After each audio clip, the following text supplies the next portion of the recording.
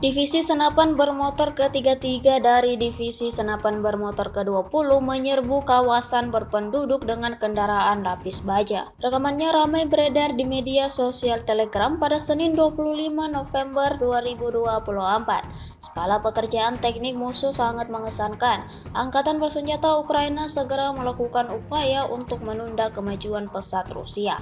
Unit penyerangan Angkatan bersenjata Rusia di bawah tempat pembuangan musuh segera merebut parit musuh dan membersihkannya. Kontrol umum pertempuran dilakukan dari drone. Serangan yang direncanakan dengan hati-hati memungkinkan infanteri Rusia membersihkan posisi musuh dan peralatan mundur sesuai rencana agar tidak menjadi sasaran stasioner musuh. Tingkat koherensi yang tinggi dan pengorganisasian aksi ofensif yang kompeten dari Divisi Senapan Bermotor ke-33 dari Divisi Senapan Bermotor ke-20 pasti menimbulkan kekaguman.